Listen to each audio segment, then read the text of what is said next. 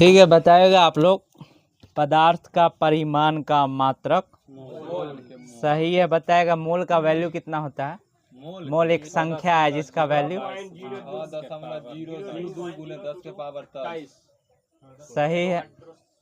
सही बताएगा घन कोण का मात्रक स्टेरेडियन। घन कोण स्टेरेडियन, समतल कोण रेडियन। सही। ठीक है, बताइएगा आप लोग एक प्रकाश वर्ष बराबर कितना किलोमीटर।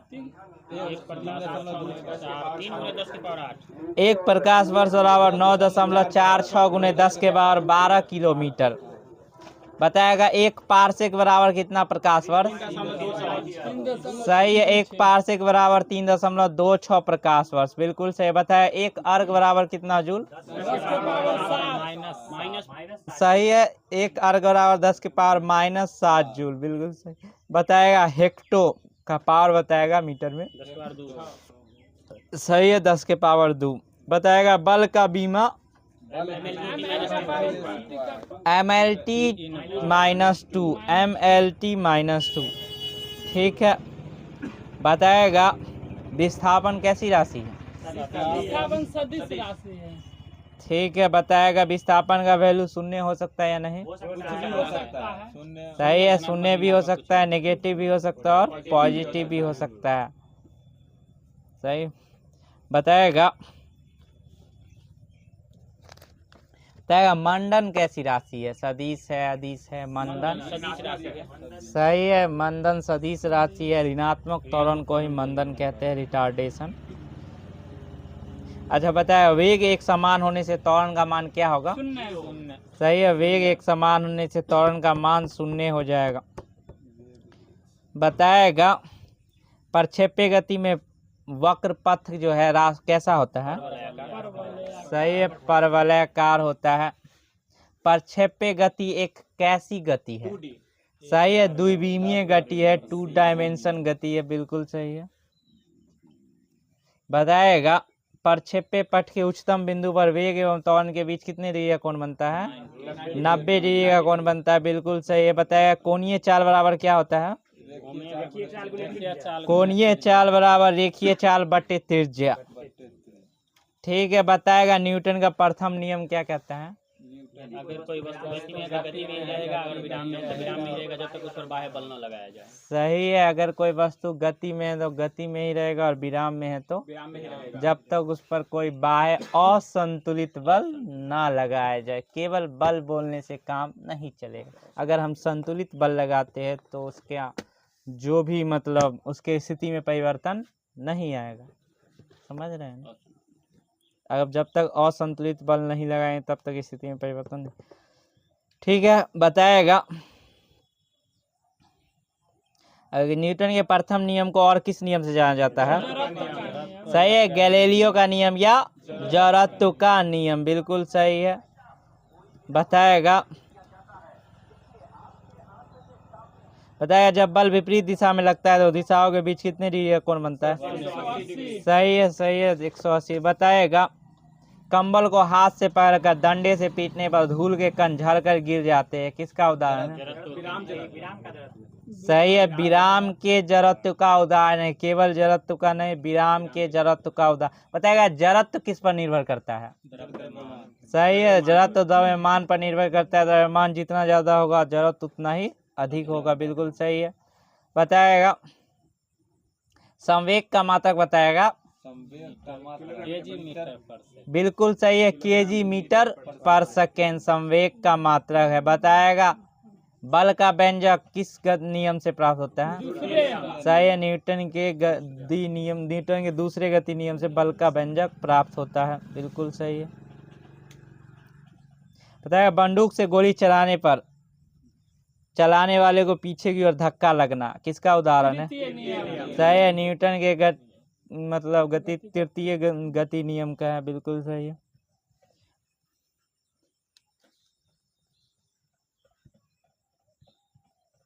बताएगा टक्कर 3 प्रकार के होते हैं। तीनों टक्कर में एक चीज है जो संरक्षित रहता है, क्या संरक्षित। सही है, तीनों टक्कर में संवेग जो है हमेशा संरक्षित रहता है। वैसे भी आप लोग पढ़े हैं रेखीय संवेग संरक्षण का सिद्धांत, इसमें क्या कहता है। टक्कर से पहले का संवेग और टक्कर के बाद का संवेग बराबर होता है। रेखीय संवेग संरक्षण का सिद्धांत न्यूटन के गति के तीसरे नियम के ही समान है। सही। बताएगा अगर बल किसी वस्तु पर कम समय के लिए लगे तो उसको क्या कहते हैं?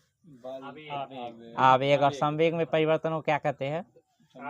आवेग ही कहते हैं। संवेग में परिवर्तन को आवेग और संवेग में परिवर्तन की दर को बल कहते हैं। दर मतलब समय होता है। अगर कहीं भी डर लग गया मतलब उसके नीचे समय आएगा। ठीक है। बताएगा अभी केंद्रीय बल जो होता है सेंटीपिटल फोर्स, उसका फॉर्मूला F बराबर mv²/r। बिल्कुल सही है।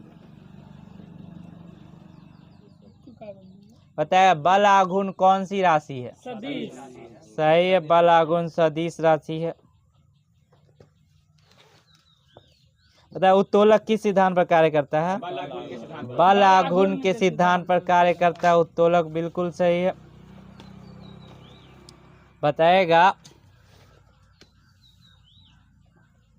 कार्य कब मैक्सिमम होगा? कितने डिग्री के एंगल पर कार्य मैक्सिमम? सही है। 0 डिग्री के एंगल पर कार्य मैक्सिमम होगा और 90 डिग्री पर न्यूनतम होगा। सही है। प्रक्षेप्य का जो रेंज होता है प्रक्षेप्य गति में वो 45 डिग्री पे अधिकतम होता है। ठीक है। बताएगा आप लोग गति ऊर्जा और संवेग में संबंध बताएगा रिलेशन। गतिज ऊर्जा और संवेग K बराबर p²/2m। सही है। गति ऊर्जा और बराबर संवेग का स्क्वायर बट्टे में 2m। ठीक है। इसमें विभवांतर आवेश का भी संबंध हम निकाल सकते हैं। बताएगा यांत्रिक ऊर्जा को ध्वनि ऊर्जा में बदलता है कौन सा यंत्र? सही है। यांत्रिक ऊर्जा को ध्वनि ऊर्जा में बदलता है सितार। बताएगा कार्य करने की दर को क्या कहते हैं? शक्ति।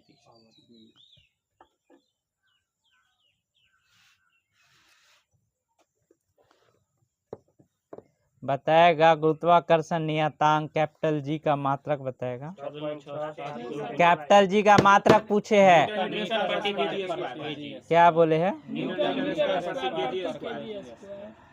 सही है। ठीक है। बताएगा पृथ्वी के घूर्णन गति घटने पर जी का मान विषुवत रेखा पर क्या होगा? सही है। पृथ्वी के घूर्णन गति घटने पर जी का मान विषुवत रेखा पर और ओवरऑल बताएगा जी का मान मैक्सिमम कहाँ होता है? ध्रुव पर। क्यों? क्योंकि वहाँ त्रिज्या कम होता है। विषुवत रेखा पे त्रिज्या ज्यादा होता है इसलिए जी का मान कम होता है। ध्यान से सुना कीजिए। लॉजिक नाम का चीज नहीं है आप लोगों के पास। जी हो सिविक से में बोलेंगे। बताएगा चंद्रमा पर गुरुत्वीय त्वरण का मान जी का 1/6 सही है। पता है अंतरिक्ष यान के अंदर या निर्वात में किसी वस्तु का भार क्या होता है? सही है। किसी वस्तु का भार शून्य। क्या द्रव्यमान भी शून्य हो सकता है? नहीं हो सकता है द्रव्यमान शून्य। सही।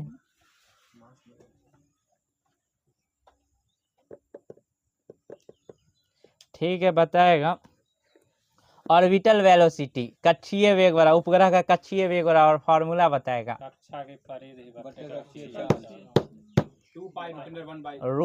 √g/r स्मॉल जी। ठीक है। गुरुत्वीय त्वरण और कैपिटल आर यानी त्रिज्या। आप लोग परिक्रमण काल समय का फॉर्मूला बोल रहे हैं। का परिक्रमण काल बराबर होता है कक्षा की परिधि बट्टा कक्षीय वेग यानी समय बराबर क्या हो गया? दूरी बट्टा स्पीड। तो आप लोग समय का फॉर्मूला बोल रहे हैं। हम तो कक्षीय वेग पूछे। तो पृथ्वी के अति निकट चक्कर लगाने वाले उपग्रह का परिक्रमण काल 84 मिनट। बिल्कुल सही। 1 घंटा 24 मिनट या ओवरऑल 84 मिनट। बिल्कुल सही है। बताया ध्रुवीय उपग्रह जो होता है इसका कक्षीय वेग कितना होता है? अभी इसका बताया आप लोग आवर्तकाल 84 मिनट का है तो कक्षीय वेग स्पीड पूछ। बिल्कुल सही है। 8 किलोमीटर प्रति सेकेंड ध्रुवीय उपग्रह का स्पीड है। बिल्कुल सही। बताएगा चंद्रमा पर पलायन वेग का मान 2.35 किलोमीटर पर सेकेंड। चंद्रमा पर पलायन वेग का मान 2.35 किलोमीटर पर सेकेंड होता है। पता है पलायन वेग का मान वस्तु के द्रव्यमान पर निर्भर करता है या नहीं? नहीं करता है। और प्रक्षेपण कोण पर भी निर्भर नहीं करता है, यानी ये डिपेंड नहीं करता कि हम कितने एंगल से फेंक रहे हैं, बस उस पर स्पीड मेंटेन रहना चाहिए। जैसे पृथ्वी का पलायन में 11.2 किलोमीटर पर सेकेंड, अगर इतना स्पीड से फेंक दे रहे हैं या इससे ज़्यादा से, तो वस्तु अपने आप पृथ्वी को छोड़ के चली जाएगी, जैसे आप लोगों को छोड़ के गई थी।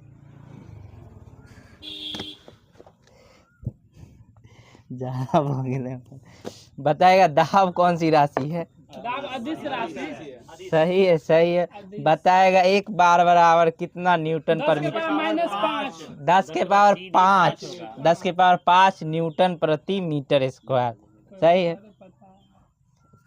ध्यान रखिए। बताएगा पास्कल के नियम का प्रथम नियम का कथन बताएगा। पास्कल का प्रथम नियम क्या कहता है? बताया होगा आप लोगों को पास्कल ने। सुनिए, यदि गुरुत्वीय प्रभाव को नगण्य माना जाए तो संतुलन की अवस्था में द्रव के भीतर प्रत्येक बिंदु पर दबाव क्या होगा? समान होगा। और पास्कल के द्वितीय नियम का कथन क्या है? सुन लीजिए, किसी बर्तन में बंद द्रव के किसी भाग पर आरोपित बल द्रव द्वारा सभी दिशाओं में समान परिमाण में संचरित कर दिया जाता। जैसे पास्कल के नियम पर आधारित है कुछ यंत्र, हाइड्रोलिक लिफ्ट है, प्रेस है, हाइड्रोलिक ब्रेक है, इसमें सबसे ज्यादा उपयोग पानी का होता है।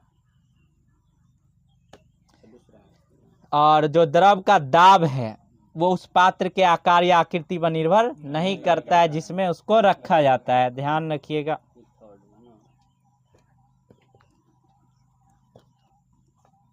बताएगा जल का महत्तम घनत्व 4 डिग्री। सही है, 4 डिग्री सेल्सियस पर जल का महत्तम घनत्व होता है। बिल्कुल। आपेक्षिक घनत्व को किससे मापा जाता है? हाइड्रोमीटर। हाइड्रोमीटर से मापा जाता है। और किस सिद्धांत पर कार्य करता है हाइड्रोमीटर? उस दिन पूछा गया था। प्लावन के सिद्धांत पर कार्य करता है हाइड्रोमीटर, प्लावन के सिद्धांत पर कार्य करता है। सूरज जी पूछे, विक्की पूछे। तैरने वाली वस्तु के अस्थायी संतुलन के लिए 2 कंडीशन है, 2 शर्त है। बताइएगा कौन कौन सी है? तैरने वाली वस्तु की अस्थायी संतुलन के लिए मीट केंद्र जो है वो गुरुत्व केंद्र के ऊपर होना चाहिए, और दूसरा वस्तु का गुरुत्व केंद्र हटाए गए द्रव का गुरुत्व केंद्र अर्थात उत्प्लावन केंद्र दोनों का को एक ही ऊर्ध्वाधर रेखा में होना चाहिए, याद रखिएगा। बताएगा ठोस द्रव गैस किसमें ससंजक बल का मान अधिक होगा? ठोस में। बिल्कुल सही है, ठोस में ससंजक बल का मान अधिक होगा। ससंजक बल लगता किसमें है? समान पदार्थ के बीच। एक ही वस्तुओं के बीच। सही, एक ही वस्तुओं के बीच जो आकर्षण बल लगता है उसको ससंजक बल, और अलग अलग वस्तुओं के बीच जो लगता है असंजक बल। सही है, सही। बताए द्रव के पृष्ठ के एक क्षेत्रफल में एकांक वृद्धि करने के लिए किया गया कार्य द्रव के पृष्ठ तनाव के बराबर होता है। इस अनुसार पृष्ठ तनाव का मात्रक जूल प्रति मीटर स्क्वायर। जूल बोले थे कि द्रव के पृष्ठ के क्षेत्रफल में एकांक, जब ये एकांक आ गया तो क्षेत्रफल कहाँ जाएगा? नीचे। एकांक एक दर ये सब नीचे जाता है तो नीचे जाएगा क्षेत्रफल, यानी मीटर स्क्वायर। ऊपर में बोले थे कार्य द्रव के पृष्ठ तनाव के बराबर होगा, तो कार्य का जूल तो जूल प्रति मीटर स्क्वायर। लॉजिक आप लोग मतलब दिमाग लगाइए, आप लोगों के पास है। एक दो लोगों के पास नहीं। बताएगा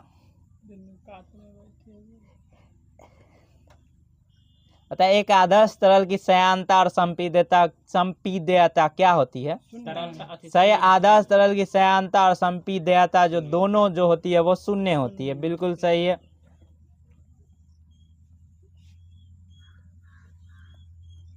बताएगा स्पीड और प्रेशर के बीच जो संबंध बताया जाता है किस नियम से, या किसका थ्योरम है? स्पीड और प्रेशर के बीच रिलेशन किसने बताया था? स्पीड अगर ज़्यादा है तो प्रेशर कम होगा, और प्रेशर अगर ज़्यादा है तो स्पीड कम होगा। जैसे समझ रहे हैं, छप्पर है, हवा अगर ऊपर बहुत ज़्यादा चले तो ऊपर का दाब क्या हो जाए, कल ऊपर का हवा का स्पीड ज़्यादा है तो ऊपर का दाब कम, नीचे वाला दाब छप्पर उड़ा ले चल जाए। बर्नौली पर में पढ़े होगा, बर्नौली का थ्योरम है। बर्नौली पर में किस पर कार्य करता है, किस सिद्धांत पर? सही है, ऊर्जा संरक्षण के सिद्धांत पर कार्य करता है, बिल्कुल सही है।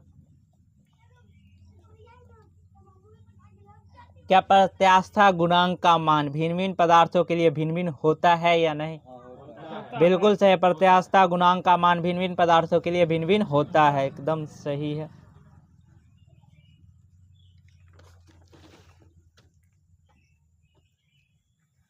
बताइए सरल आवर्त गति करने वाले कण का वेग विस्थापन ग्राफ कैसा होता है? सरल आवर्त गति करने वाले कण का वेग विस्थापन ग्राफ, अब ग्राफ आप लोग देखेंगे तो ग्राफ एक सरल रेखा भी बन जाता है, वक्र भी बन सकता है, परवलयाकार भी बन सकता है। क्या आंसर होगा? सही है, परवलयाकार होगा। सरल आवर्त गति के लिए पूछ रहे हैं ना, तो आवर्त गति करने वाले कण का वेग विस्थापन ग्राफ तो परवलयाकार ही बनेगा। ठीक है, बताइएगा।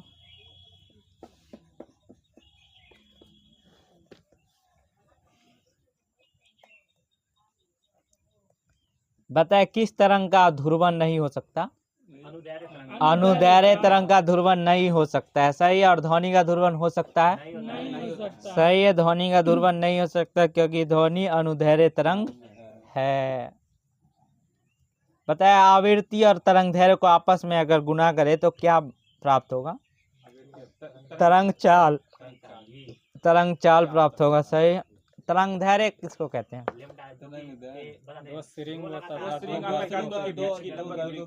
सही है, तरंग की गति में जो दो लगातार श्रृंग बनते हैं या दो लगातार गर्त बनते हैं, उसी के बीच की दूरी को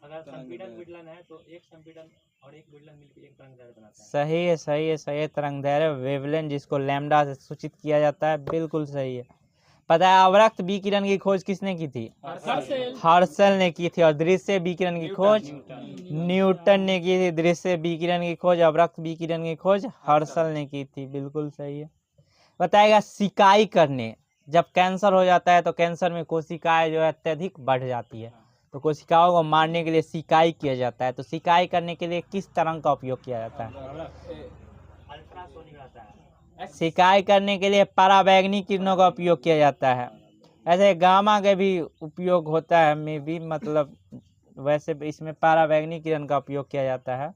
बैक्टीरिया को भी नष्ट करने में भी पराबैंगनी किरण का उपयोग किया जाता है। और रुपया जांचने में भी, रुपया जांचने में सही मतलब असली है या नकली, उसमें भी पराबैंगनी किरण का पराबैंगनी अल्ट्रा वायलेट, सही है ना, अल्ट्रा वायलेट वेव, इंग्लिश भूल। बताएगा 1 डिग्री सेल्सियस ताप बढ़ाने पर ध्वनि की चाल में कितना परिवर्तन? 0.61 मीटर पर सेकेंड। ध्यान रखिए, क्या है कि ध्वनि की चाल जो है, ध्वनि की चाल और ताप में क्या रिलेशन है बता सकते हैं?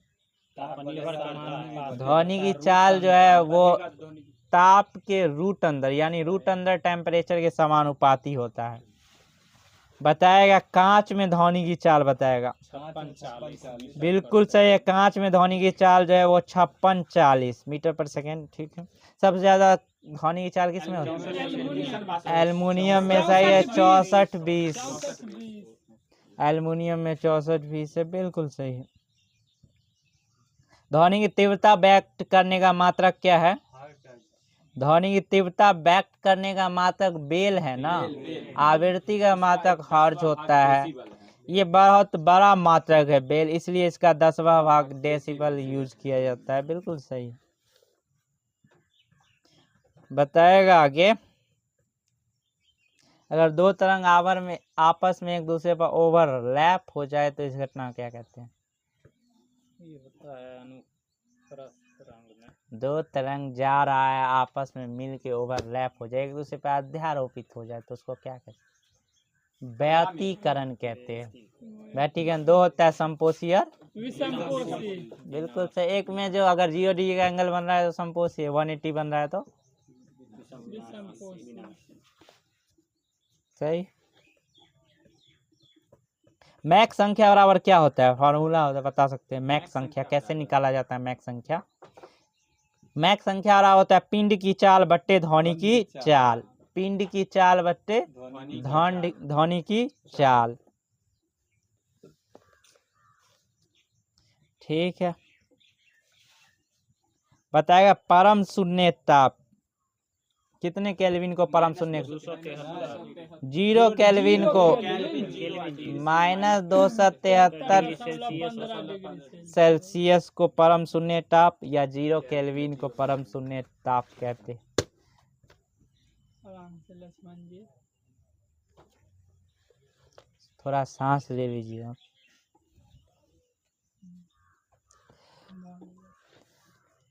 बताएगा किस नियम के अनुसार अच्छे अवशोषक ही अच्छे उत्सर्जक होते हैं।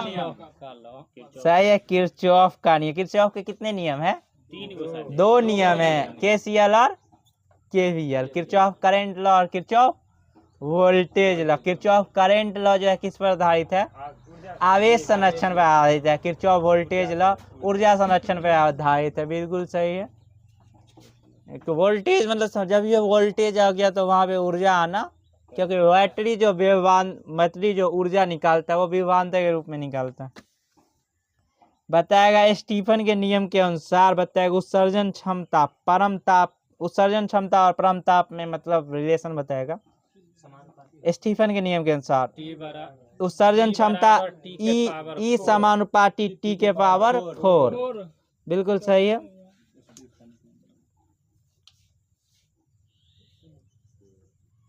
ठीक है।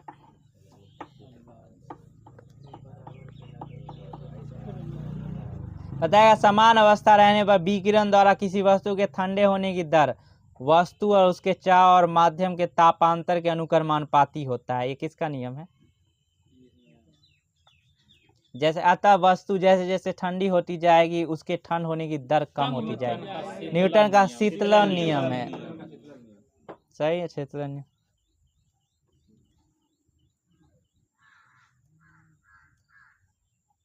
कौन सा प्रभाव जो है तापमान अंतर का बिजली में रूपांतरण है? बिल्कुल सही, सीवेक प्रभाव। बिल्कुल सही है।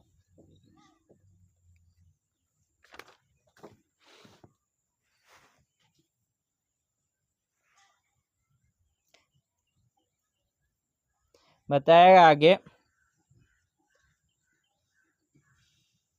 बताया प्रकाश कौन सी तरंग है?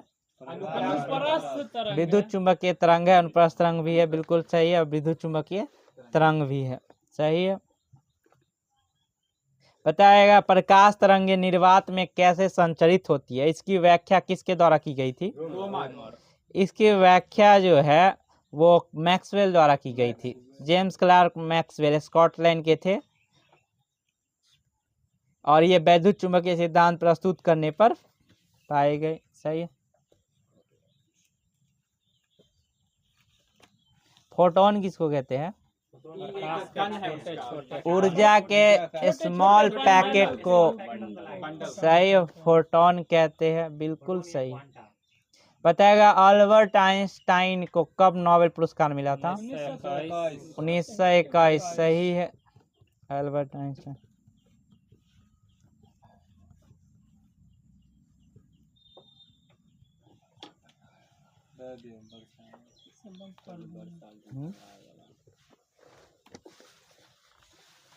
सर अल्बर्ट आइंस्टीन कौन सा